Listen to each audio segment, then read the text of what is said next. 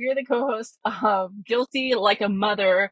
And so we're just trying to start doing some stuff on TikTok and YouTube and then a podcast.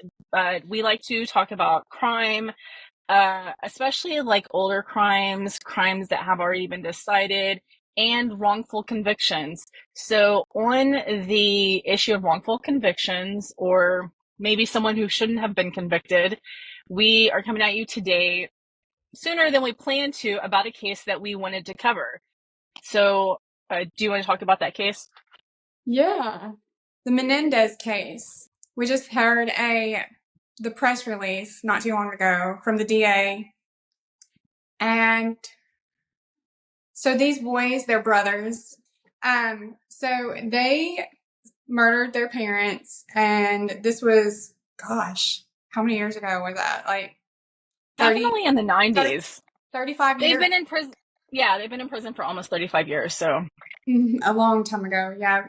So now it's looking like they may be getting out. It's on the decision of a judge next. That's the next step.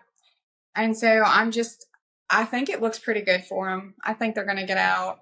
Usually in these kind of things, what I've come to learn is that judges, they, they highly consider what a DA prosecutor is thinking, wanting.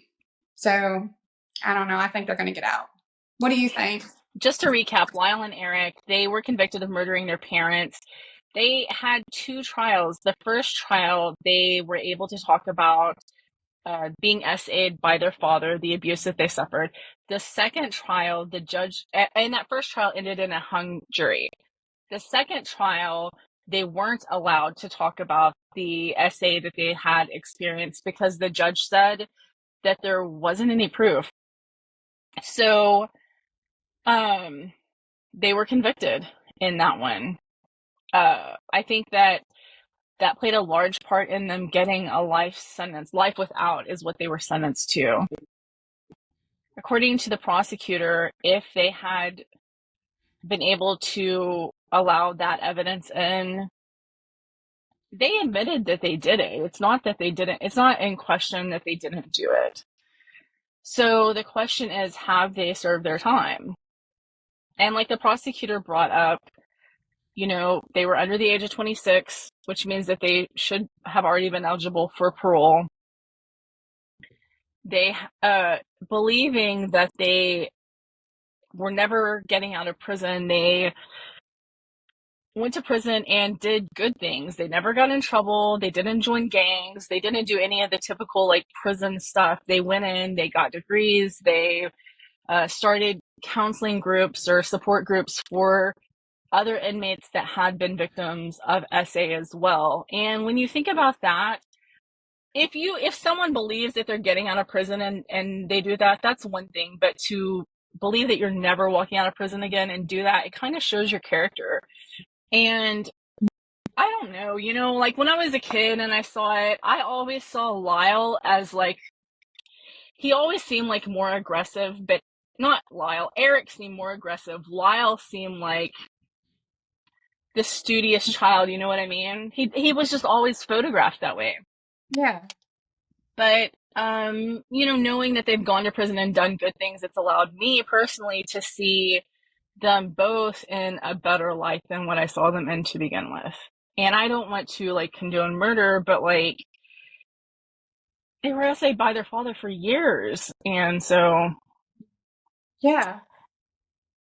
and with that, the DA did say that there are members of his office that are not for them being resentenced, and they will be allowed to go to court and basically say their piece. So I don't know.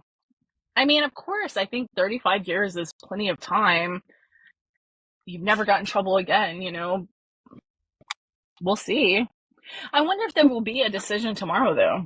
I know. Me too. I feel like there will be because they said that there's something else happening tomorrow, like something big, like a game or some sort. I saw some stuff on this today through TikTok. Somebody was talking about it. I don't know if that's true or not, but But re-election stuff is coming up, and so they will want it taken care of, I think, before that point in time.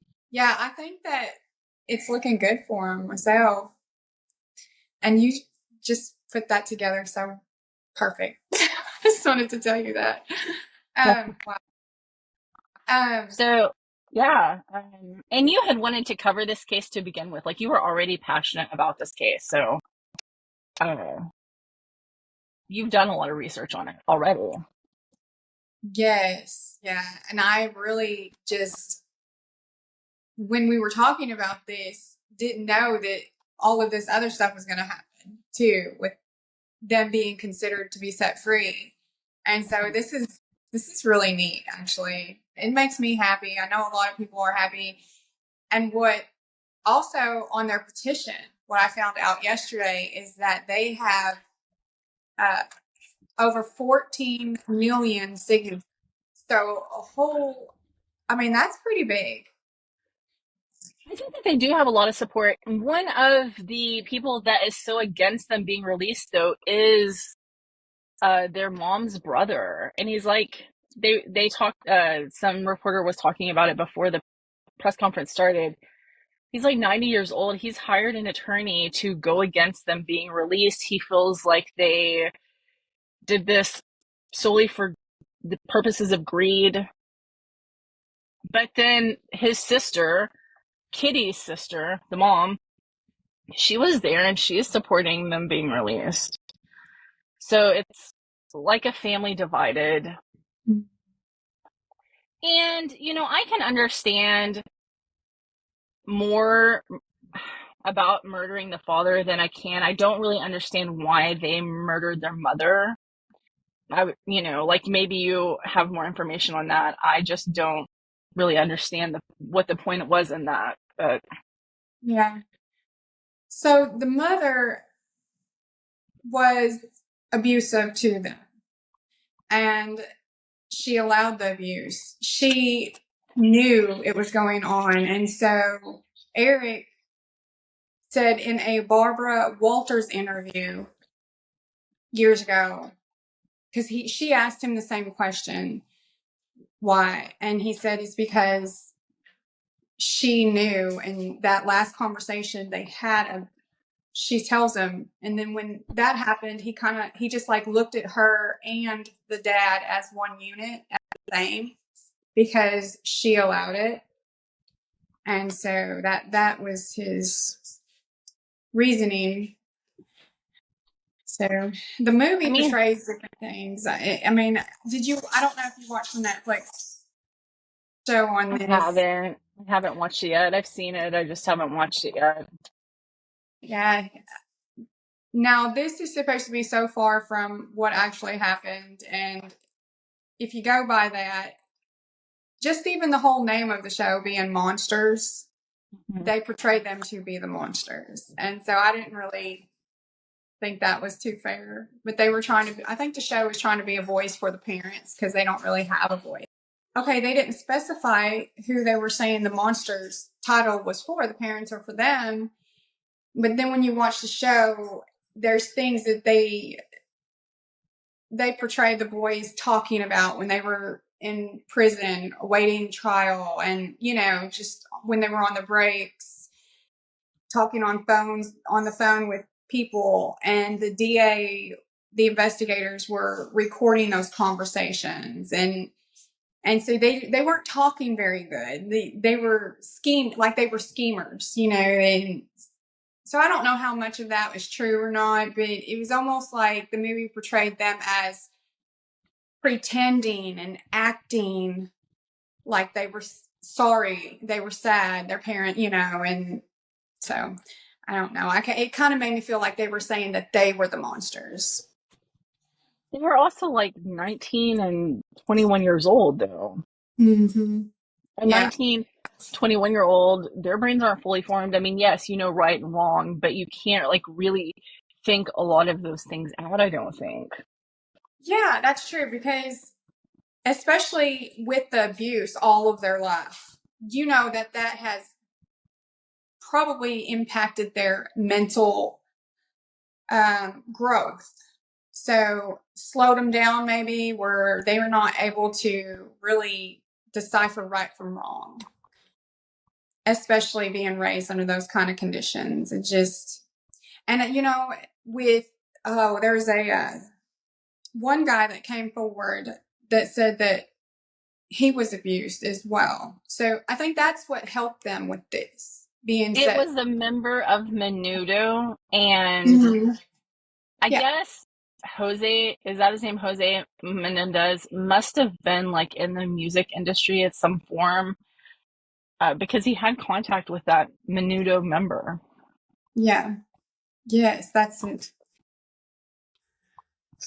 Hmm. It's insane. But that pretty well backs up. I mean, that's how I look at it. That it's evident that he was that way. He was sick in that sense. There was also, I believe, I could be wrong, but I believe that there was a letter that Eric had written to a cousin or something that detailed that abuse also, and that cousin has brought forward that letter that was done before the parents were ever murdered. So it wasn't like he got in prison and wrote the letter to like build his story. This was before. Mm-hmm. I wonder Yeah, why it didn't come out though before. yeah, and that cousin, he's gone now, but he kept that letter, and they said that letter is what's also helping them to be considered to be new trial and all that. So,